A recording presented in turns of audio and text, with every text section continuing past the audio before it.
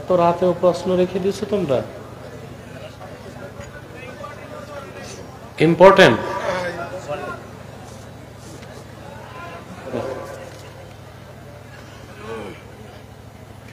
আলহামদুলিল্লাহ, এই এলাকার প্রায় 200 উলামায়ে কেরাম আপনার সংগঠনে তাহরিকে খাতমুল নবুওয়াত বাংলাদেশে কাজ করতে ইচ্ছুক।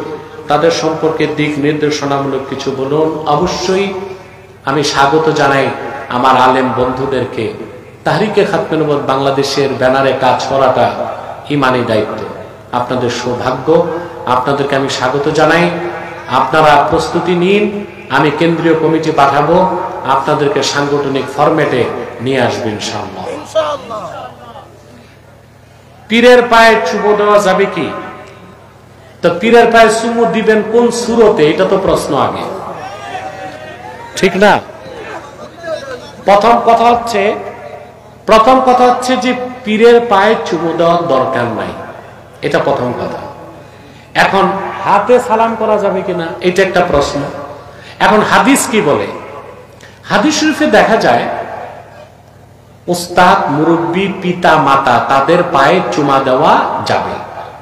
হাদিসে এসেছে, আদাবুল মুফরাদে ইমাম বুখারী উল্লেখ করেছেন, ইন্না আলিয়ান রাদিয়াল্লাহু তাআলা আনহু কানা ইউকাব্বিলু রিজলা আব্বাসিন ওয়া ইয়াদাহু। হযরত আলী রাদিয়াল্লাহু তাআলা আনহু সব সময় হযরত তার চাচা হযরত আব্বাসের পায়ে চুমা দিতেন, হাতেও চুমা দিতেন। কথা বুঝতে পারছেন? এখন চুমা দেওয়ার সুরত কি হবে, এটা প্রশ্ন। গায়াতুল আওতার ফতোয়ার কিতাবে এসেছে, পিতা মাতা, উস্তাদ বা পীর হক্কানি উপরে বসাতে হবে, তারপর ব্যক্তি সোজা বসে পা টেনে চুমা দিবে, পা টেনে চুমা দিবে। আর যদি পা টেনে চুমা না দেয়, এমনি চুমা দিতে চায়, তাহলে সাজদার মতো দেখা যাবে না? কথা বলে না? এতে তার নিজেরও শিরক হতে পারে, অন্য মানুষের অন্তরেও শিরকের ধারণা সৃষ্টি হতে পারে। এখন মনে করুন আমাকে আপনারা মহব্বত করলেন, আর আমি আপনাদেরকে কোন পিসাব আসলো মনে করেন স্টেজে, আর পা চুমা দেওয়ার নিয়ম শুরু করলো, কথা বলে না? এখন যদি সবাই পিসাবের পা টেনে চুমা দিতে থাকে, ঠ্যাং ছুটে যাবে না? কথা বলে। তাইলে বোঝা যাচ্ছে যে পায়ে চুমা দেওয়া যাবে, নিয়ম আছে, উঁচা জায়গায় বসাতে হবে, মাথা পায়ের কাছে যাবে না, পা মুখের কাছে আসবে। পিতা মাতা, উস্তাদ, পীর, এভাবে করা যাবে। আর এভাবে কি কাজটা আমভাবে করা যাবে না খাস ভাবে? এটা হচ্ছে কথা। এই খাস কাজটাকে কিছু পিসাব আম বানাইছে, আর পায়ে চুমা দেওয়ার নিয়ম পীরও জানে না, মুরিদও জানে না। এই জন্য এই চুমা দিতে যে মুরিদরা সেরেক করে বসে থাকে।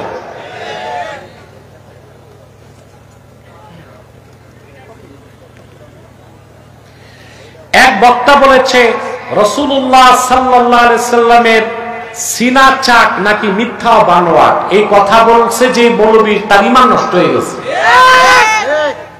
কারণ আল্লাহর হাবিব মুহাম্মদ সাল্লাল্লাহু আলাইহি সাল্লামের সিনা মুবারক আল্লাহ বিদীর্ণ করছেন, এই কথা তো কোরআন কারীমে আছে, আলাম নাশরাহ লাকা সাদরাক। সমস্ত মুফাসসির এই আয়াতের তাফসীর করতে যে একমত, ইন্না হাযিহিল আয়াহ দাল্লাত আলা শাক্কে সাদরে মুহাম্মদ সাল্লাল্লাহু আলাইহি সাল্লাম। এই আয়াতের একটাই ব্যাখ্যা অধিক সংখ্যক মুফাসসির করেছেন, যে এই আয়াত স্পষ্ট প্রমাণ দেয় ১৫০০ বছর আগে আল্লাহ তার হাবিব মুহাম্মদ সাল্লাল্লাহু আলাইহি সাল্লামের সিনা মোবারক চাক করেছেন। সুবহানাল্লাহ বলেন।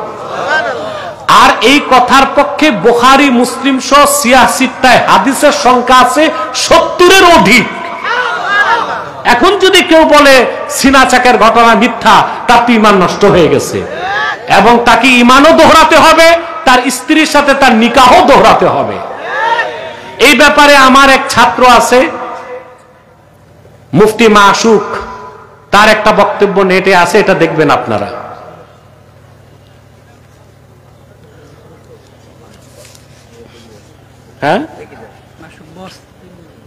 হ্যাঁ, মাসুক বস এই নামে সার্চ দিবেন। ঈদে মিলাদুন নবী সাল্লাল্লাহু আলাইহি ওয়াসাল্লাম মাহফিলকে বেদাত বলে এবং রবিউল আউয়াল মাসে তারা সিরাতুন নবী সাল্লাল্লাহু আলাইহি ওয়াসাল্লাম মাহফিল করে তাদের ব্যাপারে বলবেন, দেখেন ভাই, সিরাত যার মিলাদ তার।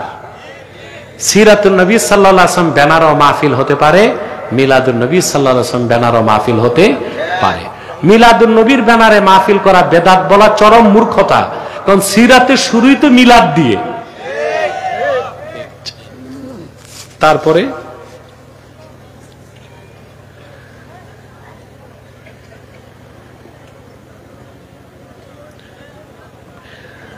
আল্লাহর হাবিব সাল্লাল্লাহু আলাইহি ওয়াসাল্লাম এবং আউলিয়া কেরামের মাজার জিয়ারতের উদ্দেশ্যে যাওয়া যাবে কিনা? আরে বাবা, আল্লাহর হাবিব ওনার জান্নাতুল ফেরদৌস রওজা মুবারকের জিয়ারতের চেয়ে বড় ইবাদত ও সৌভাগ্যের কোনো কাজই নাই। এটা তো সবকিছুর ঊর্ধ্বে। আর আউলিয়া কেরামের মাজার জিয়ারতে আপনি যেতে পারেন নিয়ত করে, কোনো সমস্যা নাই। এই ব্যাপারে হাদিস আছে মুসলিম শরীফের, আল্লাহর হাবিব ইরশাদ করেছেন, কুনতু নাহাইতুকুম আন জিয়ারাতিল কুবুর, আমি তোমাদেরকে কবর জিয়ারত করতে নিষেধ করেছিলাম। আলা ফাজুরুহা, সাবধান, এখন তোমরা জিয়ারত করো। তা আল্লাহর হাবিব যে হুকুম করছেন, হুকুমটা মুতলাক। এজন্য আল্লাহর ওলিদের মাজার শরীফ জিয়ারত করতে নিয়ত করেও যাওয়া যাবে, নিয়ত ছাড়াও যাওয়া যাবে, সমস্যা নেই। তবে মাজার জিয়ারত করতে যায়া মাজারে চুমা খাওয়া, আল্লাহর ওলির মাজারে চুমা খাওয়া, আল্লাহর ওলির মাজার তোয়াফ করা, এগুলো শিরকি কাজ। সাজদা করা শিরকি কাজ। ওখানে আগরবাতি মোমবাতি দেওয়া বেদাতি কাজ। আপনারা যাবেন সুন্নত তরিকায় জিয়ারত করবেন, এতে আল্লাহর ওলির তাওয়াজ্জু পাবেন, আপনি লাভবান হবেন। সেখানে কোনো শিরকি কাজ করা যাবে না। পকেটে রাখ। হ্যাঁ, টাকা কি জন্য দিবেন? আল্লাহর ওলি তো দুনিয়ায় নাই, তো টাকা তো খাবে অন্যরা, তো দরকার কি দেওয়া? দরকার নাই। হ্যাঁ, তবে যদি আল্লাহর ওলির মাজারে মাহফিল হয়, এতিমখানা থাকে, মসজিদ থাকে, তখন আপনি পরিচালনার কাজে দিতে পারেন। এটা সম্পর্ক নিয়তের সাথে। কিসের সাথে? নিয়তের সাথে। দেখা যায় আল্লাহর ওলির মাজার জিয়ারত অনেক মানুষ গেছে, তাদের মেহমানদারি করবে, তবে যেখানে গাঁজাখোর খাদেম আছে ওইখানে দেওয়া যাবে না। ও আবার টাকা দিয়া গাঁজা কিনবে। কি কিনবে? গাঁজা কিনবে। এগুলো ভাই দেখে শুনে চলবেন, নিয়ত ঠিক রাখবেন, তাতেই বেঁচে যাবেন। প্রচলিত মিলাদ ও কিয়াম কোরআন ও হাদিসে আছে কিনা? আরে ভাই, প্রচলিত আবার কি?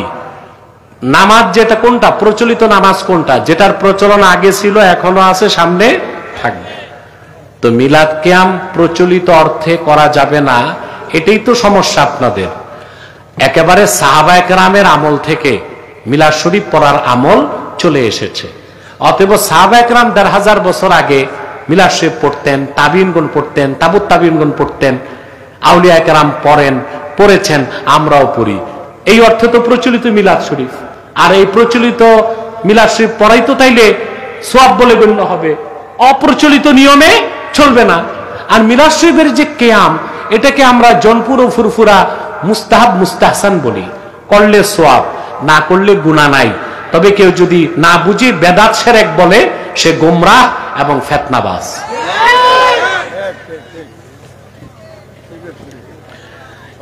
ইয়াজিদের নামে হযরত এবং রহমতুল্লাহ বলা যাবে কিনা? ঈমান নষ্ট হয়ে যাবে। ফরজ নামাজের পরে হাত তুলে সম্মিলিত মুনাজাত করা যাবে কিনা? অবশ্যই যাবে। ফরজ নামাজের পর মুনাজাতের কথা কোরআন কারিমে আল্লাহ বলে দিয়েছেন, ফাইদা ফারাক্তা ফানসাব। আল্লাহ তার হাবিবকে বলেছেন, মুহাম্মদ সাল্লাল্লাহু আলাইহি সাল্লাম, আপনি যখন ফরজ নামাজ থেকে ফারেক হবেন, মুহাম্মদ সাল্লাল্লাহু আলাইহি সাল্লাম, আপনি যখন ফরজ নামাজ থেকে অবসর হবেন, আল্লাহর কাছে দোয়ায় নিয়োজিত হন। তারপর ফরজ নামাজের পর দোয়ার পক্ষে অসংখ্য হাদিস আছে। বুখারী শরীফের হাদিস, আল্লাহর হাবিব ফরজ নামাজের পর পড়তেন, আল্লাহুম্মা আনতাস সালাম ওয়া মিনকাস সালাম তাবারাকতা রাব্বানা ওয়া তাআলাইতা ইয়া যাল জালালি ওয়াল ইকরাম। বুখারীতে এই হাদিস এসেছে। মুসলিমের হাদিস, হযরত সাওবান বর্ণনা করছেন, আসর নামাজের পর দেখতাম আল্লাহর হাবিব পড়তেন, লা ইলাহা ইল্লাল্লাহু ওয়াহদাহু লা শারীকা লাহু লাহুল মুলকু ওয়া লাহুল হামদ ইউহয়ী ওয়া ইউমীত ওয়া হুয়া আলা কুল্লি শাইইন কাদির আল্লাহুম্মা লা মানিআ লিমা আ'তাইতা ওয়া লা মু'তিয়া লিমা মানা'তা ওয়া লা ইয়ানফাউযাল জাদ্দি মিনকাল জাদ। মুসলিম শরীফের হাদিস, তিরমিজির হাদিস ফরজ নামাজের পর দোয়ার পক্ষে। সাহাবায়ে কেরাম জিজ্ঞেস করেছেন, আইয়ুদ দুআই আসমা, ইয়া রাসূলুল্লাহ, কখন দোয়া কবুল হয় দ্রুত? আল্লাহর হাবিব বলেছেন, জাওফাল লাইলিল আখির ওয়া দুবুরাস সালাওয়াতিল মাকতুবাত, অর্থাৎ গভীর রাতের শেষে আর প্রত্যেক ফরজ নামাজের পর দোয়া করলেই আল্লাহ দোয়া কবুল করেন। এখন প্রশ্ন হচ্ছে, দোয়া তো পাইলাম, হাত তুলবো কিনা? দোয়ার আদবই হচ্ছে হাত তোলা। আল্লাহর হাবিব বলেছেন, ইযা সাআলতুমুল্লাহ ফাসআলুহু বিবুতুনি আকুফিকুম, যখন আল্লাহর কাছে কিছু চাও তো দুই হাতের তালু পেতে চাও। ইবনে কাসিরে এসেছে, আব্দুল্লাহ বিন আব্বাস বলেছেন, আল মাসআলাতু আন তারফা ইয়াদাইকা হাজওয়া মানকিবাক, তুমি তোমার দুই হাত দোয়াতে তোমার স্কন্ধ পর্যন্ত উঠাবা, এটাই দোয়ার আদাব, এটাই মাসআলা। অতএব নামাজের পর যেহেতু দোয়া আছে, আদব হিসেবে দোয়াতে হাত তোলাও আছে। এখন যেই কাজ এককভাবে করা সওয়াব, ওটা সম্মিলিত করলেই বেদাত হয় নাকি? এটা কোনো নিয়ম হলো? এককভাবে যে কাজ করা সওয়াব, সম্মিলিতভাবে সেটা করা সওয়াব, যদি ফরজ ওয়াজিব জরুরি মনে না করে। এখন আমাদের দেশে কেউ সম্মিলিত মোনাজাত যে মসজিদে হয়, দুই চারটা মুসল্লি উঠে গেলে কেউ কি ধমক দিবে? এই সম্মিলিতটাকে তো জরুরি মনে করতেছে না। অতএব এককভাবে যেহেতু হাত তুলে দোয়া করা সুন্নাহ, সম্মিলিতভাবেই সুন্নাহ বলে সাব্যস্ত হবে। আর সম্মিলিত মুনাজাতের ব্যাপারেও আল বেদায়ে নেহায়াতে হাদিস এসেছে এবং মাজমাউ জাওয়ায়েদে হাদিস এসেছে, অসংখ্য সহিহ হাদিস আছে।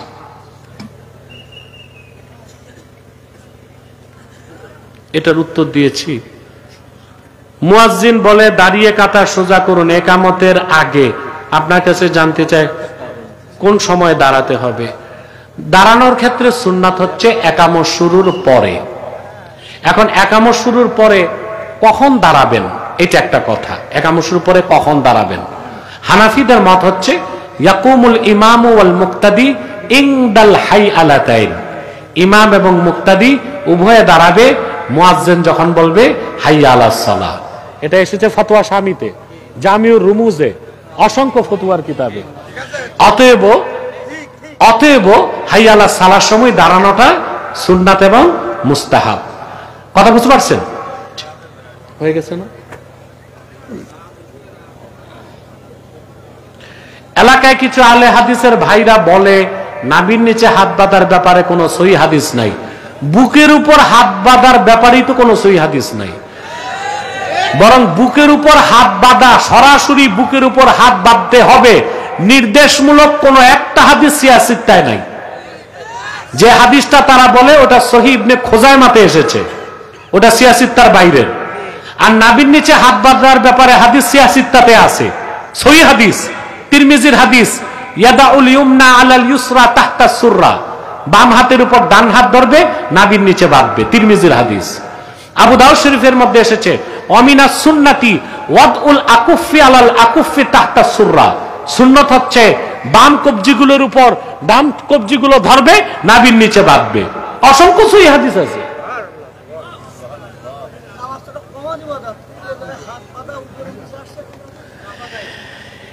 কেন উপরে নিচে আসছে? এখানে হাত বাঁধার উপরে নিচে কেন আসছে, এইখানেই তো আপনি উত্তরটা পেয়ে যাবেন। মহিলাদের জন্য উপরে, পুরুষদের জন্য নাভির নিচে। মহিলারা যদি বুকে হাত বাঁধে তাদের পর্দাটা আরো সুসংহত হয়, আর পুরুষরা যদি বুকে হাত বাঁধে অহংকার প্রকাশ পায়। নাভির নিচে হাত বাঁধলে তাদের বিনয় আরো প্রকাশ পায়। এটা হচ্ছে হিকমা।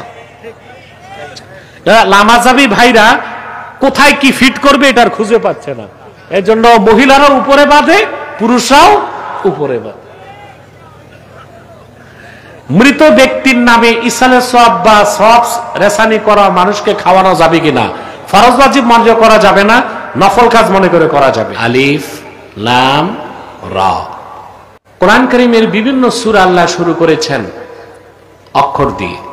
আলিফ লাম মিম, আলিফ লাম রা, ইয়াসিন, তাহা, কাফ হা ইয়া আইন সাদ, আছে না? এগুলোকে তাফসিরের পরিভাষায় বলা হয় হুরুফুল মুকাত্তাআ। এই অক্ষরগুলোর অর্থ বান্দারা জানে না, আল্লাহই জানেন। সুবহানাল্লাহ বলবেন না? সমস্ত মুফাসসিরগণ ব্যাখ্যা করতে যে লিখে দিয়েছেন চূড়ান্ত পর্যায়ে, আল্লাহু আ'লামু বিমুরাদিহি বিযালিক। এই হুরুফে মুকাত্তাবগুলো, অক্ষরগুলোর অর্থ আল্লাহ তাআলাই ভালো জানেন। তবে আমার একটা বক্তব্য আছে, আমরা জানি না, আল্লাহ জানেন, আর অবশ্যই আল্লাহর হাবিবও জানতেন। সুবহানাল্লাহ। যদি বলা হয় না রাসূলুল্লাহ জানতেন না, তো বলতে হয় এই অক্ষরগুলো অনর্থক নাজিল হয়েছে। কথা বলেন, কোরআন শরীফের শুরু থেকে শেষ পর্যন্ত কোথাও একটা অক্ষর কি অনর্থক নাজিল হয়েছে? হয়েছে না? আসেন কোরআন কারীম থেকে দলিল নেন। আল্লাহ রাব্বুল আলামিন তার হাবিবকে ডাক দিয়ে বলেন, লা তুহাররিক বিহি লিসানাকা লিতা'জালা বিহি ইন্না আলাইনা জামআহু ওয়া কুরআনা ফাইযা ক্বরা'নাহু ফাত্তাবি' কুরআনাহু সুম্মা ইন্না আলাইনা বায়ানা। আল্লাহ তার হাবিবকে ডেকে বলেন, মুহাম্মদ সাল্লাল্লাহু আলাইহি ওয়াসাল্লাম, কোরআন কারীমকে আত্মস্থ করার জন্য আপনার জবান দ্রুত সঞ্চালন করবেন না, বরং আমি যখন কোরআন নাজিল করব আপনি শুধু শুনবেন, তাতেই চলবে। আপনার সিনায় কোরআন জমা করে দেবার দায়িত্ব আমি আল্লাহ, আর যে অংশ ব্যাখ্যা করা দরকার ওটা ব্যাখ্যা করে দেবার দায়িত্ব আমি আল্লাহ। সুবহানাল্লাহ। তাহলে বিসমিল্লাহর বা থেকে মিনাল জিন্নাতি ওয়ান নাসে সিন পর্যন্ত প্রতিটি বাক্যের, প্রতিটি শব্দের, প্রতিটি অক্ষরের কি অর্থ তা রাসূলুল্লাহ অবশ্যই জানতেন, ঠিক না? সেজন্যই আমরা বলতে পারি আল্লাহ অবশ্যই জানেন, আল্লাহ তার হাবিবকেও জানিয়ে দিয়েছিলেন। সুবহানাল্লাহ। হুরুফুল মুকাত্তাবগুলোর ব্যাপারে চমৎকার তথ্য দিয়েছেন ইমাম বাইজাবি রাহমাতুল্লাহি আলাইহি। নাম শুনছেন না? আলেমরা তো তার তাফসীরও পড়ছেন বাইজাবি শরীফ। এটা কওমিতেও পড়ায়, আলিয়াতেও পড়ায়। ওয়া তাআলা বিহুরুফিল মুকাত্তাআ বিকুফারি কুরাইশ। আল্লাহ তাআলা এই আলিফ লাম মিম, আলিফ লাম রা, এই হুরুফুল মুকাত্তাবগুলো দিয়েও মক্কার কাফের কুরাইশদের সাথে চ্যালেঞ্জ করেছেন। সুবহানাল্লাহ বলে। কিন্তু কথাটি এত সূক্ষ্ম ব্যাখ্যাপূর্ণ যে আমাকে একটা ভূমিকা টানতে হচ্ছে বুঝানোর জন্য। কাফের মুশরিকরা যখন কোরআনকে অস্বীকার করলো, আল্লাহর পক্ষ থেকে তার হাবিবের মাধ্যমে আল্লাহ কাফেরদেরকে চ্যালেঞ্জ করলেন। প্রথম চ্যালেঞ্জ আল্লাহ পাক বলেন, কুল ইন ইজতামাআতিল ইনসু ওয়াল জিন্নু আলা আইয়াতু বিমিথলি হাযাল কুরআন লা ইয়াতুনা বিমিথলিহি ওয়ালাউ কানা বা'দুহুম লিবা'দিন যাহীরা। মুহাম্মদ সাল্লাল্লাহু আলাইহি ওয়াসাল্লাম অবিশ্বাসী কাফেরদেরকে বলুন, तमाम পৃথিবীর সমস্ত মানুষ আর সমস্ত জিন যদি ঐক্যবদ্ধ হয় একটা এজেন্ডা বাস্তবায়ন করার জন্য, আল্লাহ বলেন আমার কিতাবের মতো একটা কিতাব তারা রচনা করে দেখাবে। আল্লাহ বলেন কিয়ামত তক জিন আর মানুষ যদি পরস্পরকে সহযোগিতা করে, তারপরও আমার কোরআনের মতো একটা কিতাব আনতে পারবে না। কেউ পেরেছে? আল্লাহর চ্যালেঞ্জ কত শক্ত। যদি সমস্ত মানুষ আর সমস্ত জিন জোটবদ্ধ হয়, জোট বুঝেন? বাঙালির চেয়ে বেশি জোট আর ভোট বুঝে কারা? এই দেশের মানুষ রাজনীতি বুঝুক আর না বুঝুক তর্ক করে। চায়ের দোকানে গেলে দেখবেন চায়ের কাপে রাজনীতির তর্কে যে ঝড় তুলে বাঙালি, বুঝে, ভোট বুঝে আর নোট বুঝে। সিদ্ধান্ত নিছে একটা ভোট দিবে এক নেতাকে, কিন্তু আগের রাতে যে নোট বেশি দিছে তারে ভোট দেয়। আমি দেখলাম এই 50 বছরে এই দেশের স্বাধীনতার পর থেকে ইতিহাস এটাই প্রমাণ দেয়, এই জাতি বুঝে জোট, ভোট, নোট, ফির সব কুছ ঝুট। কিছু পায় না, কিছু পায়। তা আমরা আসলে জোট বুঝি, ভোট বুঝি, আর বেশি বুঝি বলেই কিছু পাই নাই। ফিরে আসতে হবে ন্যায় ও সত্যের পথে, আর সেটা একমাত্র আল্লাহর কোরআন। ঠিক না? বলবো, আরো কিছু কথা বলবো, একটু ধৈর্য ধরেন। আল্লাহ পাক বললেন, সমস্ত জিন আর সমস্ত মানুষ যদি জোটবদ্ধ হয় একটি এজেন্ডা বাস্তবায়ন করতে, আমার কিতাবের মতো একটা কিতাব আনবে, কিয়ামত তক চেষ্টা করেও কোরআনের মতো একটা কিতাব আনতে পারবে না। তারপর আসলো দ্বিতীয় চ্যালেঞ্জ। আমি ইয়াকুলুনা ইফতারাহু কুল ফাতু বিআশরি সুওয়ারিন মিথলিহি মুফতারায়াত। বরং কাফেররা বলে, কোরআন তো মুহাম্মদ সাল্লাল্লাহু আলাইহি ওয়াসাল্লাম নিজেই রচনা করেন। আল্লাহ ডেকে বললেন, হাবিব আমার মুহাম্মদ সাল্লাল্লাহু আলাইহি ওয়াসাল্লাম, আপনি ঘোষণা করুন, কোরআনের মতো একটা কিতাব দরকার নাই, কোরআন কারীমের 10টা সূরার মতো সূরা রচনা করে দেখাও তো দেখি। কাফেররা পেরেছে? আজ তো কেউ পেরেছে? কিয়ামত পর্যন্ত পারবে? এরপর আসলো তৃতীয় চ্যালেঞ্জ। আল্লাহ পাক ঘোষণা করলেন, ইন কুনতুম ফি রাইবিম মিম্মা নাযালনা আলা আবদিনা ফাআতু বিসূরাতিন মিন মিথলিহি ওয়াদউ শুহাদাআকুম মিন দুনিল্লাহি ইন কুনতুম সাদিকিন। আল্লাহ পাক চ্যালেঞ্জ করলেন,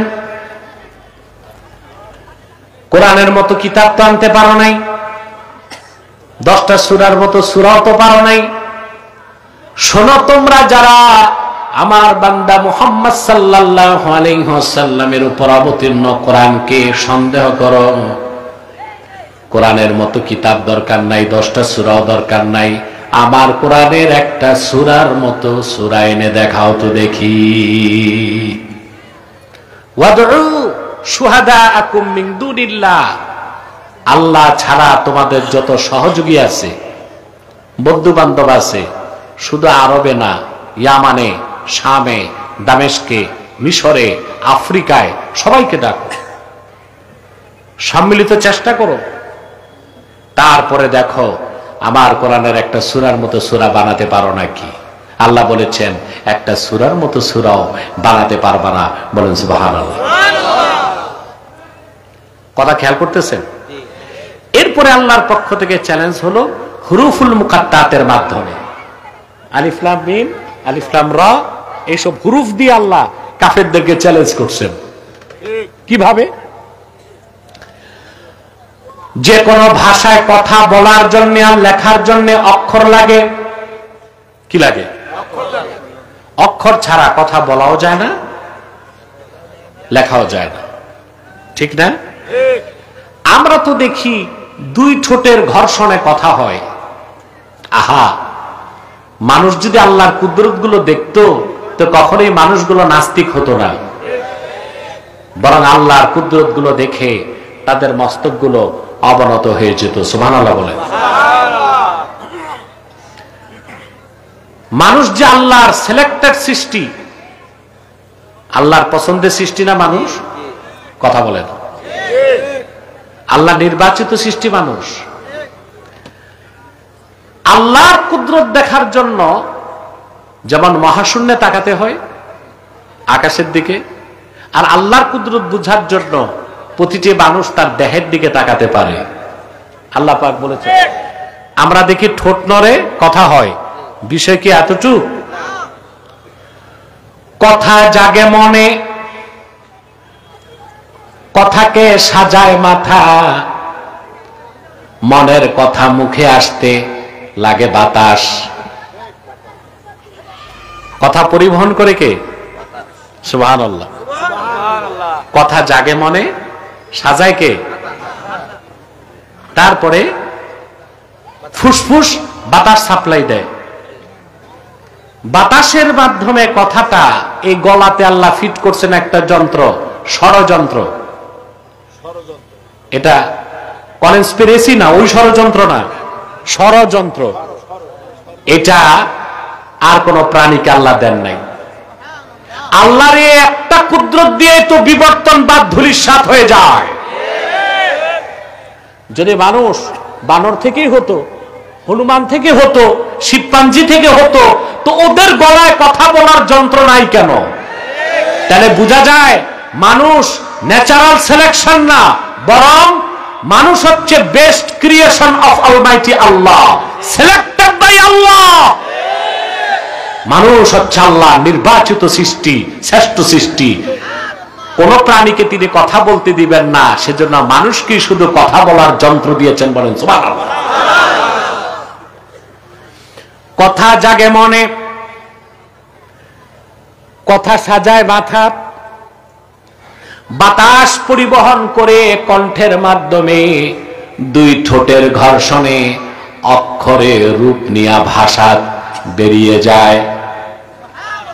প্রতিটি ভাষা লেখার জন্য, বলার জন্য উপাদান হচ্ছে অক্ষরমালা। কি? এবার দেখেন হুরুফে মুকাত্তার দিয়ে কিভাবে চ্যালেঞ্জ করা হলো কাফেরদেরকে।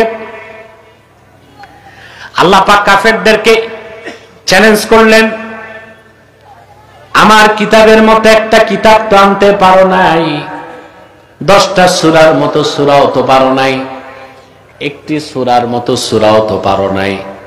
আমার ভাষা আরবি, আমার হাবিবের ভাষাও আরবি, কোরআনের ভাষাও আরবি, কুরাইশরা তোমাদের ভাষাও তো আরবি। আরবি লেখার জন্য, বলার জন্য যে অক্ষর লাগে তা তো তোমাদের কাছে আছে, যেমন আলিফ লাম মিম, আলিফ লাম র, ইয়াসিন, তাহা। আল্লাহ উদাহরণ দিয়ে দিয়ে বুঝাই দিলেন, এই রকম অক্ষরগুলো দিয়া আমার কোরআনের একটা বাক্যের মতো বাক্য তৈরি করে দেখাও তো দেখি। কাফেররা পেরেছে? জোরে বলেন। সেজন্য বেজাবি বলেছেন, এই আলিফ লাম মিম, আলিফ লাম রা, এই হুরুফুল মুকাত্তাত দিয়ে আল্লাহ তাআলা মূলত কাফেরদেরকে আরেক প্রকার চ্যালেঞ্জ করেছেন, বলেন সুবহানাল্লাহ। বাস এতটুকুই কথা এখানে, তারপর সামনে যাচ্ছি। কিতাবুন আনজালনাহু ইলাইকা লিতুখরিজান নাসা মিনাজ যুলুমাতি ইলান নূর। মুহাম্মদ সাল্লাল্লাহু আলাইহি ওয়াসাল্লাম, আপনার উপর এই কোরআন আমি নাজিল করেছি, এই কিতাব আমি অবতীর্ণ করেছি, যেন আপনি গোটা মানব সভ্যতাকে অন্ধকার সমূহ থেকে বের করে একটি নূরের দিকে আনতে পারেন। সুবহানাল্লাহ বলেন। সেই নূর হচ্ছে ইসলাম, সেই নূর হচ্ছে ঈমান। সুবহানাল্লাহ বলেন। সেই নূর কি? ইসলাম। সেই নূর হচ্ছে ঈমান। ইসলাম সম্পর্কে আমার দেশে 88% মুসলমানের কোনো ধারণাই নাই। তারা মনে করে ইসলাম হচ্ছে প্রথা সর্বস্ব একটা ধর্ম। একটু নামাজ রোজা করলাম, টুপি দাড়ি লাগাইলাম, বাস আমি মুসলিম হয়ে গেছি। না, ইসলাম এত ছোটখাটো বিষয় না। ইসলাম হচ্ছে আল্লাহ কর্তৃক প্রেরিত, আল্লাহ কর্তৃক মনোনীত, আল্লাহ কর্তৃক স্বীকৃত, মুহাম্মদ সাল্লাল্লাহু আলাইহি সাল্লামের আনিত পূর্ণাঙ্গ জীবন বিধানের নাম হচ্ছে ইসলাম। এটাকে আল্লাহ নূর বলেছেন। সুবহানাল্লাহ। আর এই ইসলাম ছাড়া যা আছে, যত তন্ত্র মন্ত্র মতবাদ, মিথ্যাশ্রিত ধর্ম, মানবরচিত ধর্ম, বিকৃত ধর্ম, এই সব কিছুকে আল্লাহ বললেন জুলুমাত, অন্ধকার না, অন্ধকার সমূহ। জুলমাতুন মানে অন্ধকার, আর জুলুমাত হচ্ছে বহুবচন, অন্ধকার সমূহ। তাহলে আল্লাহর কাছে একমাত্র ইসলাম হচ্ছে কি? নূর। সুবহানাল্লাহ বলেন। কষ্ট হচ্ছে না তো? একটু মনোযোগ থাকবে তো? আমরা একটা মেসেজ নিয়ে বাড়ি যাব, পারবো ইনশাআল্লাহ? আমার ভাইয়েরা, আল্লাহ রাব্বুল আলামিন কোরআন কারীমের মধ্যে ইসলামের বিভিন্ন পরিচয় তুলে ধরেছেন, ইসলামকে বিভিন্ন বিশেষণে বিশেষিত করেছেন। যেমন আল্লাহ এখানে ইসলামকে বলেছেন নূর। নূর মানে কি? জোরে বলতে হবে। আলো। কেমন আলো? এখানেও ব্যাখ্যা আছে। নূরের সম্পূর্ণ বিপরীত হচ্ছে নার, আগুন। নার বা আগুন ধরালে তাতেও তো আলো হয়, হয় না? কিন্তু আগুন নিভাই দিলে আলো হয় না। আবার সূর্য উঠলে আলো পান, ওটা হচ্ছে দাউউশ শামস। ওটা কি? দাউউশ শামস, যার বহুবচন দিয়া। কিন্তু সূর্যের আলো আমরা সবসময় পাই না, মেঘ আসলে পাই না, বৃষ্টির দিন পাই না, রাত হয়ে গেলে পাই না। পাই আমরা? পাই না। কিন্তু নূর হচ্ছে এমন আলো যা রোজে আজাল থেকে আলো। নূর এখনো নূর, কিয়ামত তক নূর, অনন্তকাল নূর থাকবে। সেটাকেই আল্লাহ নূর বলেছেন। ইসলামকে আল্লাহ বিভিন্ন বিশেষণে বিশেষিত করেছেন। এখানে আল্লাহ ইসলামকে বলেছেন নূর, অন্য জায়গায় বলেছেন ইসলাম হচ্ছে নূরুল্লাহ, আল্লাহ নূর। আল্লাহ রাব্বুল আলামিন বলেন ইউরিদুনা লিইউতফিউ নূরাল্লাহি বিআফওয়াহিহিম ওয়াল্লাহু মুতিম্মু নূরিহি ওয়ালাউ কারিহাল কাফিরুন। কাফের মুশরিকরা চায় তাদের মুখের ফু দিয়া আল্লাহর নূরকে নিভায় দিবে না। আল্লাহ অবশ্যই তার নূরকে পরিপূর্ণতা দানকারী। আল্লাহ অবশ্যই মুহাম্মদ সাল্লাল্লাহু আলাইহি ওয়াসাল্লামকে প্রেরণ করে প্রায় ১৫০০ বছর আগে আল্লাহ তার নূর ইসলামকে পরিপূর্ণ করে দিয়েছেন। কিয়ামত পর্যন্ত সেই আল্লাহর নূর দিন ইসলাম, যেটা চেরাগে মুহাম্মাদি, মানুষকে শুধু আলোই দেখায় যাবে। কিয়ামত তক মানুষ অন্ধকার ছেড়ে আল্লাহ প্রদত্ত সেই দিন নূর, দিন ইসলাম, আল্লাহ নূরের আলোতে আসতে থাকবে। আমার একটা কষ্ট, অনেক সময় দেখা যায় স্কলার বা বক্তারাও ভুল ওয়াজ করে। কথায় কথায় বলে আমাদের এক হইতে হবে, নতুবা ইসলাম ধ্বংস হয়ে যাবে। নাউজুবিল্লাহ। ইসলাম কি ধ্বংস হওয়ার জিনিস? কথা বলে না। বলে আমাদের ঐক্যবদ্ধ হইতে হবে, নতুবা ইসলামের ক্ষতি হবে। না, ইসলামের ক্ষতি হবে না, ইসলামের রক্ষক স্বয়ং আল্লাহ।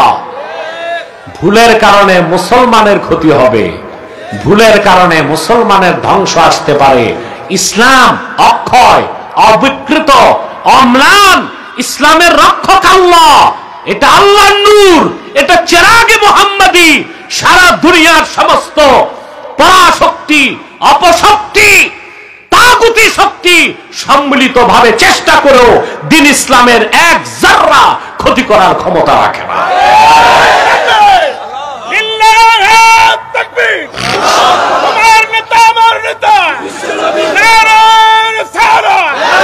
সাল্লাল্লাহু আলাইহি ওয়াসাল্লাম। তাহলে আপনাদের ভাষা ঠিক করবেন। ইসলামের ক্ষতি করা যায়? ইসলাম ধ্বংস হওয়ার জিনিস? ক্ষতি হয় কাদের? ধ্বংস হবে কারা? যদি ইসলাম থেকে সরে যায়। ঠিক না? প্রিয় ভাইয়েরা আমার, এই ইসলামকে আল্লাহ বলেছেন দ্বীনুল্লাহ, আল্লাহর দ্বীন। ইসলামকে আল্লাহ বলেছেন নূরুল্লাহ, ইসলামকে আল্লাহ বলেছেন নূর, ইসলামকে আল্লাহ বলেছেন উরওয়াতুন উসকা। আল্লাহ পাক বলেন فمن يكفر بالطاغوت ويؤمن بالله فقد استمسك بالعروة الوثقى فمن يكفر بالطاغوت যে তাগুতকে অস্বীকার করবে ওয়া ইউমিন বিল্লাহ আল্লাহর উপর ঈমান আনবে সুবহানাল্লাহ ফাকাদ ইসতামসাকা বিল উরওয়াতিল উফকা সেজন্য একটা শক্ত হাতলকে ধরলো ইসলামকে আল্লাহ বলেছেন উরওয়াতুন উফকা এমন এক শক্ত হাতল লা ইনফিসাম লাহা আই লা ইনকিতা লাহা এই হাতল যে ধরবে তা শেষ গন্তব্য হবে আল্লাহর জান্নাত মাঝখানে কোনো বাধা নাই বলেন সুবহানাল্লাহ ইসলামকে আল্লাহ বলেছেন উরওয়াতুন উফকা বলেন সুবহানাল্লাহ শুধু তাই নয় ভাইরা আমার ইসলামকে আল্লাহ বলেছেন দ্বীনুল্লাহ মানে আল্লাহর দ্বীন চিন্তা করেন একমাত্র ইসলামই হচ্ছে সাম্প্রদায়িকতার ঊর্ধ্বে সাম্প্রদায়িকতা বাংলাদেশে কিছু বুদ্ধিজীবী আছে না এখন বুদ্ধিজীবীদের ভাত নাই এই সবগুলো ধরা খাইছে সরকার পতনের আগে আমার কাছে ধরা খাইছে সবগুলো বুদ্ধিজীবী এটা জেলে আছে এখন আলহামদুলিল্লাহ বলবেন না এটা ছিল নাস্তিকদের ঠাকুর শাহরিয়ার কবির এটারে শাহরিয়ার কবির নামে কেউ চিনে না এটারে বলে মুরগি চোর আছে জেলে আমার সাথে ডিবেটে সে শোচনীয়ভাবে পরাজিত হয়েছিল আমার কথা এই নাস্তিক শাহরিয়ার কবিরকে 2 দিনের রিমান্ড কেন দিল ও তো যুদ্ধাপরাধী আলেম ওলামার বিরোধিতার জন্য তারা করেছে গাধানি শুনছেন না এটা করে গেছে জাহানার ইমাম ওটা জাহানার ইমাম ছিল না জাহান্নামের ইমাম ছিল ওইটা মরার পর রেখে গেছে ওর পোষ্যপুত্র শাহরিয়ার কবিরকে আর শাহরিয়ার কবিরের পয়সা আসতো ইসরায়েল থেকে কোত্থেকে তাদের ব্যবসা ছিল কি মুক্তিযুদ্ধের চেতনা আর রাজাকার এই ব্যবসা গেছে আর এই ব্যবসা বাংলাদেশে চলবে না এই স্বাধীনতার চেতনা মুক্তিযুদ্ধের ব্যবসা আর রাজাকারের তকমা দিয়া বাংলাদেশের রাজনীতির নামে ভণ্ডামির যুগ আর ফিরে আসবে না ইনশাআল্লাহ এই শাহরিয়ার কবির আলেম ওলামাকে বলতো রাজাকার কি বলতো অথচ সেক্টর কমান্ডার বঙ্গবীর কাদের সিদ্দিকী বলছে 71 সালে শাহরিয়ার কবির পাকিস্তানি ক্যাম্পে দেশি মুরগি সাপ্লাই দিত এখন আমার কথা যে পাকিস্তানিরা এই দেশে নিরীহ মানুষকে হত্যা করত তাদেরকে দেশি মুরগি সাপ্লাই দিয়া শাহরিয়ার কবির এনার্জি সাপ্লাই দিত সে কি যুদ্ধাপরাধী না জোরে বলেন এই জন্য এই জনসমুদ্রের পক্ষ থেকে ইন্টারিম গভর্নমেন্টকে দাবি করছি যুদ্ধাপরাধী হিসেবে বাংলাদেশের মানুষ শাহরিয়ার কবিরের ফাঁসি চায়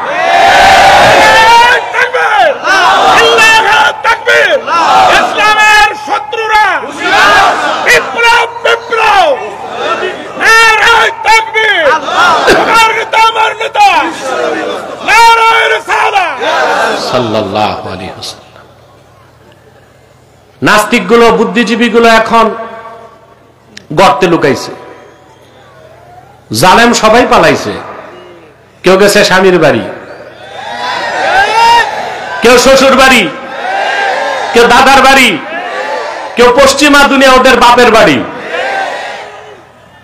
ঠিক না আমরাই ছিলাম আমরাই আছি ইহুদি ধর্ম খ্রিস্টান ধর্ম বৌদ্ধ ধর্ম আল্লাহর কোরআনের কোথাও এমন একটা শব্দ নাই যেখানে আল্লাহ ইসলামকে বলেছেন দ্বীনুল মুসলিমিন মুসলমানের ধর্ম বরং ইসলামকে আল্লাহ বলেছেন দীনুল্লাহ, আল্লাহর দ্বীন।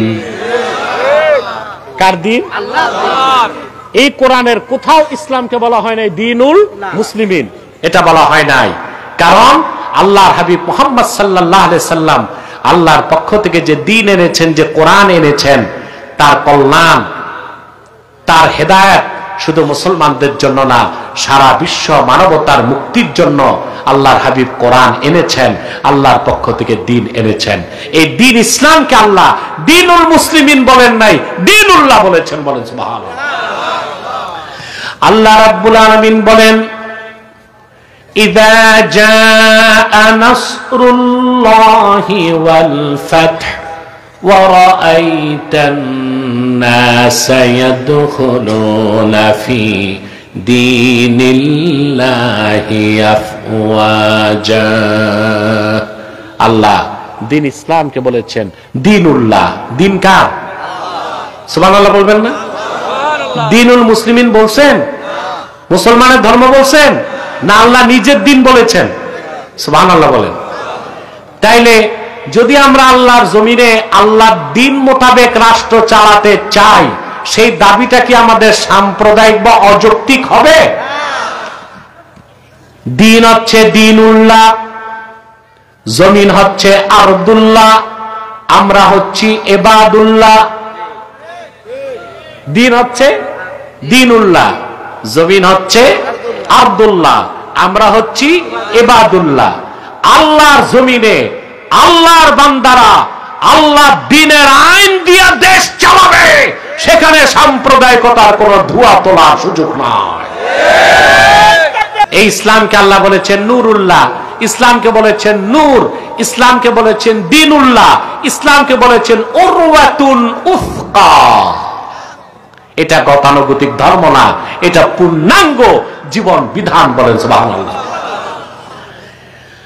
আমার ব্যক্তি জীবন কেমন হবে, সমাজ জীবন কেমন, সাংস্কৃতিক জীবন কেমন, রাষ্ট্র জীবন কেমন, শিক্ষা জীবন কেমন, লেনদেন কেমন, ব্যবসা বাণিজ্য কেমন হবে, আইন আদালত কেমন হবে, বিচার ব্যবস্থা কেমন হবে, সব কথাই দ্বীন ইসলামের মধ্যে এসেছে। দ্বীন ইসলাম যারা মানবে, এই পৃথিবীতে তাদের কোন কল্যাণ মুক্তির জন্য অন্য কোন মানুষের, কোন ধর্মের, কোন মতবাদের মুখাপেক্ষী হবার দরকার নাই। ইসলামের বাইরে কিচ্ছু নাই, সবটাই জুলুমাত, চাইলেও নেওয়ার কোনো সুযোগ নাই। আপনারা বলতে পারেন হিন্দু ধর্ম, বৌদ্ধ ধর্মের কথা বাদ দিলাম, ইসলাম ছাড়াও তো আরো দুইটা ধর্ম আছে, যে দুই ধর্মকে বলা হয় সেমেটিক রিলিজিয়ান, সেমেটিক রিলিজিয়াস বলা হয় না? একটা ইহুদি ধর্ম আর একটা খ্রিস্টান ধর্ম। আরবিতে আকাশকে বলে সামা। কি বলে? এই সামা থেকে সেমেটিক, সামা থেকে, অর্থাৎ কোন কালে যে ধর্মটা আকাশ থেকে এসেছে ওইটাকে বলা হয় সেমেটিক রিলিজিয়াস। কথা বুঝতেছেন? হ্যাঁ, আমরা জানি মুসা নবীর কাছে দ্বীন এসেছে আসমান থেকে, ঈসা নবীর কাছে দ্বীন এসেছেও আসমান থেকে। এখন কেউ বলতে পারে তাইলে ইসলাম ছাড়া আরো তো ধর্ম আছে, ওগুলো মানা যাবে না কেন? প্রশ্ন আসে না? আমি একটা সহজ উদাহরণ দিচ্ছি আপনাদেরকে। ঔষধ যত দামি হোক, মূল্যবান হোক, মেয়াদ উত্তীর্ণ ঔষধ খেলে রোগী ভালো হবে না মরবে? মারা যাবে না? ওষুধ যত দামি হোক, এই যে ক্যান্সারের ঔষধ, কেমোথেরাপি, এক এক বোতলের দাম 1 লাখ 1.5 লাখ টাকা। এটা তারিখ ঠিক থাকতে হবে।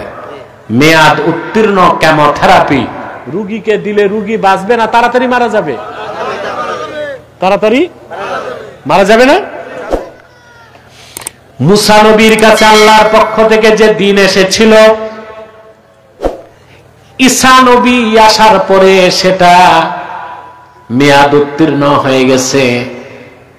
ঈসা নবীর মাধ্যমে আল্লাহর পক্ষ থেকে যে শরীয়ত এসেছিল ১৫০০ বছর আগে, আল্লাহর আখিরি নবী মুহাম্মদ সাল্লাল্লাহু আলাইহি সাল্লামের মাধ্যমে দ্বীন ইসলাম আসার পরে ঈসা নবীর শরীয়ত ডেট উত্তীর্ণ হয়ে গেছে। এখন একমাত্র ইসলাম, কেবল ইসলাম, শুধুমাত্র ইসলাম। পূর্বের মেয়াদ উত্তীর্ণ কোন শরীয়ত মানার সুযোগ নাই, সুযোগ। কথাগুলো বুঝতেছেন? এরপরে আল্লাহ তাআলা বলেন বিইذনি রাব্বিহিম ইলা সিরাতিল আজিজিল হামিদ। মুহাম্মদ সাল্লাল্লাহু আলাইহি সাল্লাম, এই কিতাব আপনার উপর কোরআন নাজিল করেছি যেন আপনি বিশ্বের মানুষদেরকে অন্ধকার সমূহ থেকে একটি নূর অর্থাৎ ইসলামের দিকে বের করে আনেন, মানব জাতির রবের হুকুমে, নির্দেশে। এরপর আবার আল্লাহ ইসলামের আরেকটা পরিচয় তুলে ধরলেন, ইলা সিরাতিল আজিজিল হামিদ। এই ইসলাম হচ্ছে যিনি আল্লাহ আজিজুল হামিদ, ওনার মনোনীত পথ। সুবহানাল্লাহ। আল্লাহ কর্তৃক মনোনীত পথ কয়টা? কথা বোঝা যায়? ডবল হচ্ছে না তো? আল্লাহ কর্তৃক মনোনীত পথ কয়টা? ওটার নাম কি? ওটাকে আল্লাহ বলেছেন সিরাতিল্লাহ, আবার বলেছেন সিরাতিল আজিজিল হামিদ, আবার সেটাকে বলেছেন সিরাতিল মুস্তাকিম। সুবহানাল্লাহ। ইসলাম কিন্তু একটাই, ইসলামের কোনো ভার্সন নাই। আছে আমাদের দেশে এই যে এখন তো বুদ্ধিজীবীদের ভাত নাই, এখন নতুন একটা দল বের হয়েছে, এদের নাম রাষ্ট্রচিন্তক। কি নাম? রাষ্ট্রচিন্তক। বুদ্ধিজীবীদের তো ভাত নাই, পুরান পাগলের ভাত নাই, এখন নতুন পাগল বের হয়েছে, এরা রাষ্ট্রচিন্তক। এদের নেতা হচ্ছে ফরহাদ মজহার। এই লোক, এই বাউল সমন্বয়কদের মাথা নষ্ট করে, সে লম্বা কুর্তা লাগায়, এত মোটা আলিগুড়ি পায়জামা, ওর ভিতরে তার নাতিরও ঢুকানো যাবে, মাথায় কিম্ভূত কিমাকার টুপি, রবি ঠাকুরের মতো লম্বা দাড়ি, 3 ইঞ্চি মোটা মোষ, দাঁত কয়টা গোনা যাবে না, পিছনে সরস্বতীর মূর্তি আর সামনে লালনের বেহালা। এ হচ্ছে রাষ্ট্রচিন্তক। এ আমাদেরকে শিখাবে কিভাবে আমরা বাংলাদেশ তৈরি করব। আমাদের মাথা নষ্ট হয়েছে, ওর মতো গাঁজাখোরের কাছে আমরা বাংলাদেশ বানাবার শিক্ষা নিব। বাংলাদেশ কিভাবে চলবে এই দেশের আলেমরাই সিদ্ধান্ত নিবে, 14 কোটি মুসলমান সিদ্ধান্ত নিবে আগামীর বাংলাদেশ কি রকম বাংলাদেশ হবে। এদেশের মুসলমান চায় আগামীর বাংলাদেশ হবে আল কোরআনের বাংলাদেশ, আগামীর বাংলাদেশ হবে ইসলামের বাংলাদেশ, আগামীর বাংলাদেশ হবে আলেম ওলামার নেতৃত্বের বাংলাদেশ।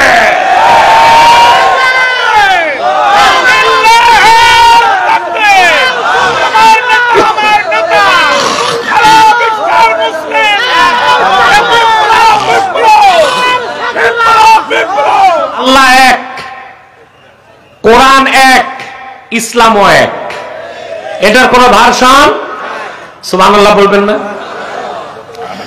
এই সব রাষ্ট্রচিন্তকরা ইসলামের বিভিন্ন ভার্সন উল্লেখ করতে চায়। যেমন বলে পলিটিক্যাল ইসলাম, রেডিক্যাল ইসলাম, সুফিবাদী ইসলাম। চিন্তা করেন কত বড় আঘাত আমাদের ইমানের উপর। যখন আমরা জিহাদের কথা বলি তখন বলে এটা রেডিক্যাল ইসলাম, যখন আমরা ইসলামী রাষ্ট্র ব্যবস্থার কথা বলি বলে এটা পলিটিক্যাল ইসলাম। আর শুধু যারা পীরি মুরিদি করে, তসবিহ পড়ে, তাদেরটা বলে এটা সুফিবাদী ইসলাম। না, ইসলামকে ভাগ করার, ভাষণ করার অধিকার তোমাকে কে দিয়েছে? ইসলাম তো একটাই, সিরাতিল আজিজিল হামিদ। এটা মহান আল্লাহ স্বীকৃত মনোনীত পথ, ইসলাম একটাই, এটার কোনো ভার্সন নাই। জিহাদ পূর্ণাঙ্গ ইসলাম নয়, পূর্ণাঙ্গ ইসলামের একটা আমল। কথা বলে না? সিয়াসাতুল ইসলামিয়া, ইসলামী রাজনীতি পূর্ণাঙ্গ ইসলাম নয়, পূর্ণাঙ্গ ইসলামের একটা আমল। তরিকত তাসাউফ পূর্ণাঙ্গ ইসলাম নয়, পূর্ণাঙ্গ ইসলামের একটা আমল। ইসলাম একটাই, এটার কোনো ভার্সন নাই। এই ইসলামকে আল্লাহ বলেছেন সিরাতিল আজিজিল হামিদ। সুবহানাল্লাহ। ইসলামের বাইরে কোনো কিছুই আল্লাহ গ্রহণ করবেন না। আল্লাহর আখিরি নবী মুহাম্মদ সাল্লাল্লাহু আলাইহি ওয়াসাল্লাম ১৫০০ বছর আগে আল্লাহর পক্ষ থেকে আমাদের জন্য আনলেন পূর্ণাঙ্গ জীবন বিধান, যার নাম ইসলাম, যার আরেক নাম নূর, যার আরেক নাম নুরুল্লাহ, যার আরেক নাম উরওয়াতুল উসকা, যার আরেক নাম দ্বীনুল্লাহ, যার আরেক নাম সিরাতিল আজিজিল হামিদ। বলেন সুবহানাল্লাহ। মুসলমান, আগে ইসলামকে চিনুন। আপনারা তো ইসলামের পরিচয় জানেন না, এই জন্য আপনাদেরকে কাফের মুশরিক বেঈমানরা পথভ্রষ্ট বানায় আর আপনাদেরকে নিয়ে গুটি খেলে, ঠিক না? এবার আসেন, আল্লাহ ওনার দুইটা সিফত উল্লেখ করলেন, আজিজ আর হামিদ। কয়টা? এখন আজিজ অর্থ কি? আজিজ শব্দের বাংলা অর্থ হচ্ছে মহাপরাক্রমশালী, কিন্তু এই অর্থটা অপরিপূর্ণ। আজিজ শব্দের ব্যাখ্যা করতে যে ইমাম রাজি লেখেন, আল্লাযী লা ইউজাদু লাহু মিসলুন, আকাশ ও জমিনে যার কোনো মেসাল নাই, দৃষ্টান্ত নাই, উদাহরণ নাই, সেই মহান সত্তা, তাকে বলা হয় আজিজ। তিনি আমার আল্লাহ। এখান থেকে একটা মাসালা আকীদার বের হয়, সেটা হচ্ছে সকল আকারের স্রষ্টা আমার আল্লাহ নিরাকার। সুবহানাল্লাহ। আজিজ শব্দের ব্যাখ্যায় আহলুস সুন্নাহ ওয়াল জামাত এই মাসালা ইস্তেমবাদ করেছেন যে আজিজ মানে হচ্ছে আল্লাযী লা ইউজাদু লাহু মিসলুন, আকাশ ও জমিনে যার কোনো সমকক্ষ নাই, যার কোনো মেসাল নাই, এই জন্য সকল আকারের স্রষ্টা আমার আল্লাহ নিরাকার। বলেন সুবহানাল্লাহ। আর হামিদ হচ্ছে মুস্তাহিকুল হামদে, মাহমুদ অর্থে, অর্থাৎ সমস্ত প্রশংসার হকদার আমার আল্লাহ তাআলা।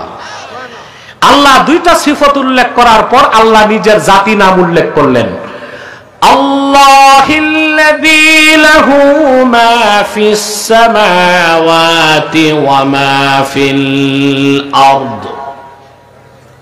এই ইসলাম হচ্ছে আজিজুল হামিদের, তিনি হচ্ছেন আল্লাহ, আকাশ ও জমিনের একচ্ছত্র মালিকানা যার। বলেন সুবহানাল্লাহ।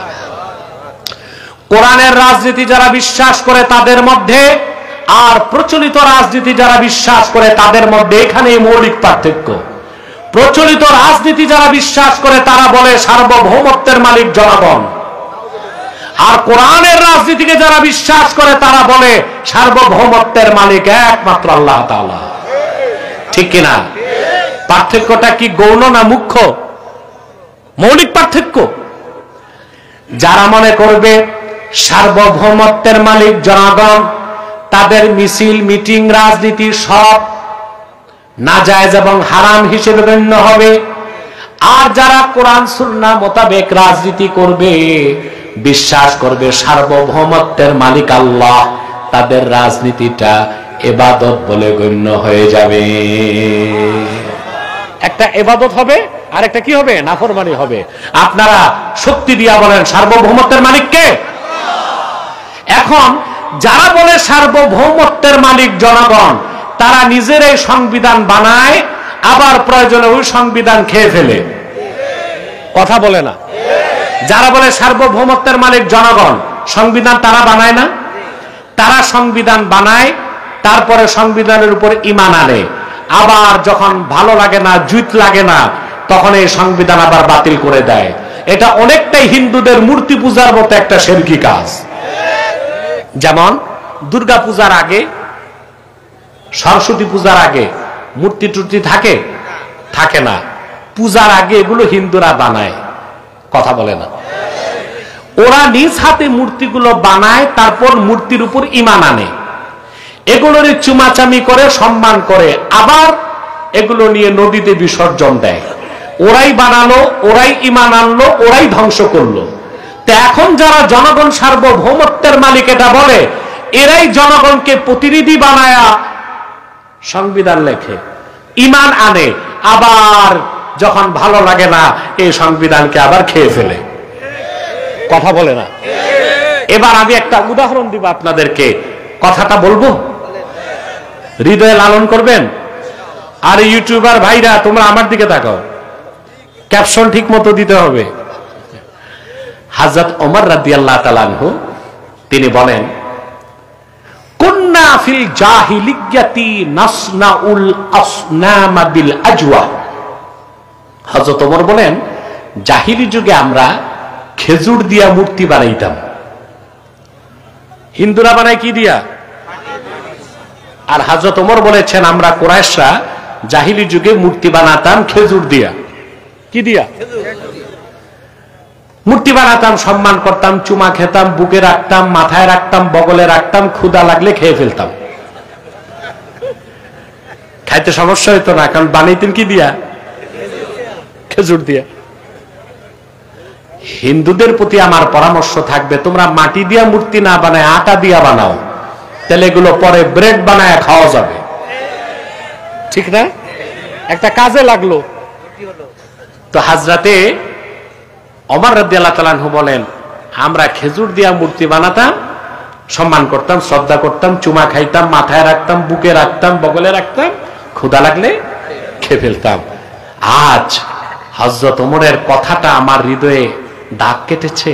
১৫০০ বছর পর দেখতে পাই যারা বলে সার্বভৌমত্বের মালিক জনগণ, তারাই আইন তৈরি করতেছে, তারাই সংবিধান রচনা করতেছে, আবার তারাই তাদের সংবিধানের উপর ঈমান আনতেছে, আবার সময় মতো তারাই তাদের সংবিধান খেয়ে ফেলতেছে। এখন কথা হচ্ছে রাষ্ট্র সংস্কার হবে, নতুন সংবিধান হবে। আমরা ৭২-এর সংবিধান চাই না, আবার মন গড়া জনগণ সার্বভৌমত্বের মালিক এই নীতিতে সংবিধান চাই না। আমরা এমন এক সংবিধান চাই যা রচিত হবে কোরআন ও সুন্নাহর আলোকে, ইজমা ও কিয়াসের আলোকে। এইরকম একটি সংবিধান একটি সুন্দর বাংলাদেশ আমাদেরকে উপহার দিতে পারে। ওয়াইলুল লিল কাফিরিন মিন আযাবিন শাদীদ। কাফেরদের জন্য দুর্ভোগ, তাদের জন্য রয়েছে জাহান্নামের কঠিন শাস্তি।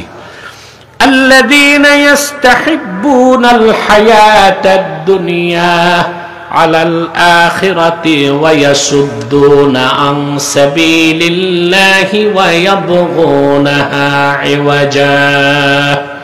ওইসব কাফের তারা যারা আখিরাতের উপর দুনিয়ার জীবনকে প্রাধান্য দেয় আর আল্লাহ তাআলার মনোনীত সিরাতে মুস্তাকিমের মধ্যে বক্রতা সৃষ্টি করতে চায়, কোনদিন বক্রতা সৃষ্টি করতে পারবে না। উলাইকা ফি দালালিম বাঈদ। এই কাফেরগুলো পরিচয় যাই হোক, কাফের হোক, মুশরিক হোক, সংশয়বাদী হোক, বুদ্ধিজীবী নামে হোক, দার্শনিক নামে হোক, বিজ্ঞানী নামে হোক, রাষ্ট্রচিন্তক নামে হোক, যদি ঈমান না থাকে, আখিরাতের উপর দুনিয়াকে প্রাধান্য দেয়, তারা নিঃসন্দেহে তারা কাফের, অবিশ্বাসী এবং অন্ধকার গুমরাহিতে তারা নিমজ্জিত। বলেন নাউজুবিল্লাহ। আল্লাহ তাআলা আমাদেরকে যেন কবুল ও মঞ্জুর করেন, বলুন আল্লাহুম্মা আমিন। সাদাকাল্লাহুল আযীম ওয়া সাদাকা রাসূলুহুন নবিয়ুল কারীম ওয়া নাহনু আলা যালিকা মিনাশ শাহিদিন ওয়াশ শাকিরিন আলহামদুলিল্লাহি রাব্বিল আলামিন। তিনটি ইস্যুতে আমরা এক হয়ে যাব।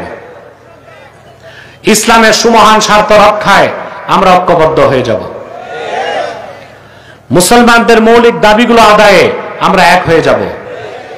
আর বাংলাদেশকে আগ্রাসন মুক্ত রাখতে আমরা এক হয়ে যাব। আমাদের এই তিনটি স্বার্থের বিরুদ্ধে বাংলাদেশে কাজ করছে তিনটি অমুসলিম সম্প্রদায়। তার মধ্যে সবচেয়ে নিকৃষ্ট হচ্ছে কাদিয়ানী সম্প্রদায়। নিঃসন্দেহে তারা কাফের এবং অমুসলিম। তাদেরকে যারা কাফের বলবে না, তারাও কাফের, ঠিক কিনা বলেন? কারণ তারা আল্লাহর আখিরি নবী আমার নূর নবীজি মুহাম্মদ সাল্লাল্লাহু আলাইহি সাল্লামকে আল্লাহ শেষ নবী হিসেবে বিশ্বাস করে না। চিল্লায় বলেন নাউজুবিল্লাহ। সেজন্য তারা কি? তাদেরকে যারা কাফের বলবে না, তারা কি? কিন্তু মানুষকে তারা ধোঁকা দিয়ে কাফের বানাবার জন্য মুসলমানদের মতো দাড়ি রাখে, মুসলমানদের মতো টুপি লাগায়, মুসলমানদের মতো নাম রাখে। তাই বলি কি তারা মুসলমান হবে? দাড়ি রাখলে কেউ যদি মুসলমান হতে পারত, তো রবীন্দ্রনাথ ঠাকুরের চেয়ে বড় মুসলমান কে হইতো? নাম রাখলে, টুপি লাগালে মুসলমান হওয়া যায়? ভারতের দিল্লি পার্লামেন্টে কংগ্রেসের হিন্দু এমপিরাও সাদা লম্বা টুপি লাগায়। ওরা মুসলিম হবে? আর এক শয়তান নাম রাখলে মুসলমান হবে ওরা? এক শয়তান বোতলে পেশাব করে উপরে নাম লিখে দিছে শরবত, ওটা কি শরবত হবে? তদ্রুপ কাদিয়ানীরা কাফের এবং অমুসলিম। আব্দুল আউয়াল, আব্দুল সামাদ, মোবাশ্বের আলী, কবির চৌধুরী, গহর রেজবি, শাহরিয়ার কবির আর নিঝুম মজুমদার, এসব নাম রাখার দ্বারা তারা মুসলমান হতে পারে না। আমার ভাইরা, আমার বন্ধুরা, আমার আল্লাহ ও নূর নবীজি আমার মুহাম্মদ সাল্লাল্লাহু আলাইহি সাল্লামের ইসলাম ও কোরআনের হাজার হাজার হাজার বছর পরে বর্তমান ভারতের কুখ্যাত পাঞ্জাবের কুখ্যাত গুরুদাসপুরের কুখ্যাত কাদিয়ানে ইংরেজ আমলে এক শয়তান নিজকে নবী দাবি করছে। চিল্লায় বলেন নাউজুবিল্লাহ। শয়তানটার নাম রেখেছিল তার বাপ মির্জা গোলাম আহমদ কাদিয়ানী। সাবধান, তাকে গোলাম আহমদ বলা যাবে না, কারণ গোলাম আহমদ অর্থ আহমদ এর গোলাম। কোন কাফের কোনদিনও গোলাম আহমদ এর গোলাম হতে পারে না। আর কাদিয়ানের কাজ্জাব ছিল শেষ দরজার কুখ্যাত কাফের, ইংরেজদের পা চাটা গোলাম। সে গোলাম আহমদ এর গোলাম ছিল না, সে ছিল কুখ্যাত শয়তানের কুখ্যাত গোলাম। কাদিয়ানের কাজ্জাব, মিথ্যা নবুয়তের দাবিদার মির্জা গোলাম শয়তান কাদিয়ানির উপর গজব এসেছে 1908 সালে। যখন গজব এসেছে, কাদিয়ানের কাজ্জাব, মিথ্যা নবুয়তের দাবিদার মির্জা গোলাম শয়তান কাদিয়ানি 1908 সালে ধ্বংস হয়ে কুখ্যাত জাহান্নামের কুখ্যাত কুকুরে পরিণত হয়েছে। তার অনুসারীরাও ধ্বংস হয়েছে। বর্তমানে কিছু কাদিয়ানি বাংলাদেশে আছে যারা ইতিমধ্যেই 100 সেন্টার করে ফেলেছে। দুঃখজনক, আপনাদের সাতক্ষীরা শ্যামনগরে কাদিয়ানীদের একটা আস্তানা হয়ে গেছে। এই জন্য সাতক্ষীরাবাসীকে কাল কিয়ামতের দিন জবাবদিহিতার সম্মুখীন হতে হবে। নাম পরিবর্তন করে করে কাদিয়ানীরা মানুষকে ধোঁকা দেয়। কখনো নিজেদের নাম প্রচার, কখনো নাম পরিবর্তন করে করে তারা মিথ্যা পরিচয় দেয়। কখনো নিজেদেরকে বলে আহমদী জামাত, কখনো বলে আহমদিয়া জামাত, কখনো বলে আহমদী সম্প্রদায়, কখনো বলে আহমদিয়া সম্প্রদায়, কখনো বলে আহমদী মুসলিম জামাত, কখনো বলে আহমদিয়া মুসলিম জামাত।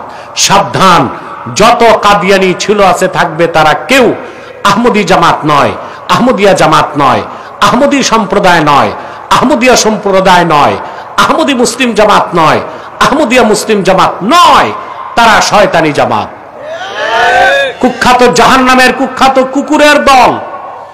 আমাদের সকল দলের একটাই দাবি, অনতিবিলম্বে স্বাধীন বাংলায় শয়তান কাদিয়ানীদেরকে রাষ্ট্রীয়ভাবে অমুসলিম ঘোষণা করতেই হবে, করতেই হবে, করতেই হবে।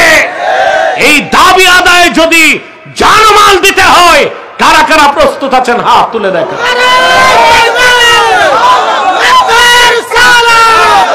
নবীর পরে নবী নাই, সংসদে আইন চাই, নবীর পরে নবী নাই। নারায়ে তাকবীর, আল্লাহু আকবার, শাহেদ। সম্মানিত সুধী, তাদেরকে অর্থনৈতিক সহযোগিতা করবেন না? করবেন? করেন? জি। প্রাণ কোম্পানির যত জিনিস তাদের, সেজান কোম্পানির জুস তাদের, RFL এর পণ্যগুলো তাদের, প্রথম আলো, ডেইলি স্টার, কালের কণ্ঠ, এগুলো তাদের। এগুলো ধরবেন না, কিনবেন না, বেচবেন না, মনে থাকবে। বিশেষ করে প্রথম আলো পত্রিকা পেলেই আগুনে জ্বালায় দিবেন। এটা হচ্ছে বাংলাদেশেরও শত্রু, ইসলামের শত্রু, মুসলমানের শত্রু, বাংলাদেশেরও শত্রু। এই প্রথম আলো পত্রিকার কাজই হচ্ছে CIA আর ভারতের রয়ের এজেন্ডা কিভাবে বাস্তবায়ন করা যায়। এই পত্রিকাকে আপনারা বর্জন করুন এবং পাওয়া মাত্রই আগুনে জ্বালায় দিবেন। পারবেন না ইনশাআল্লাহ? আরেকটি অমুসলিম সম্প্রদায় আমাদের বিরুদ্ধে কাজ করছে, এটা হচ্ছে ঈসাই জামাত, খ্রিস্টানদের একটা গোপন দল। এরা 1975 সালে বাংলাদেশে ঢুকেছে। এই পর্যন্ত প্রায় 2.5 লক্ষ পরিবারকে খ্রিস্টান বানিয়েছে। তাদের ব্যাপারে সাবধান থাকবেন। আরেকটা ফেরকা আছে হিজবুত তাওহীদ, এই এক গোমরা দল, এটা 64 ডিস্ট্রিক্টে কাজ করতেছে। এদের মূল কাজ হচ্ছে জাতিকে আলেম ওলামা থেকে সরায় দেওয়া। ওরা বলে সব আলেমরাই ধর্ম ব্যবসায়ী, জনগণকে ওলামায়ে কেরাম থেকে সরাতে চায় তারা। এর মানে হচ্ছে ভাই, যেই বকরির পালের রাখাল নাই ওই বকরি যায় বাঘের পেটে, আর যে কওমের নেতৃত্বে আলেমরা নাই ওই কওম যায় বিজাতির খপ্পরে। এই জন্য হিজবুত তাওহীদ কাজ করে যাচ্ছে, তাদেরকে শক্ত হাতে দমন করতে হবে। পারবেন তো ইনশাআল্লাহ? আসুন মুনাজাত করি আমরা। একবার সূরা ফাতিহা পড়ুন, 3 বার সূরা ইখলাস পড়ুন এবং ইস্তেগফার পড়ুন 11 বার। ইসকনকে বাংলাদেশে নিষিদ্ধ করতে হবে। যদি নিষিদ্ধ করা না হয় সরকারকে দায় নিতে হবে, কারণ ইসকন চাচ্ছে বাংলাদেশে দাঙ্গা সৃষ্টি করতে, রায়ট সৃষ্টি করতে। অতএব তাদেরকে নিষিদ্ধ করতেই হবে, নতুবা এটার দায় মুসলমান নিবে না।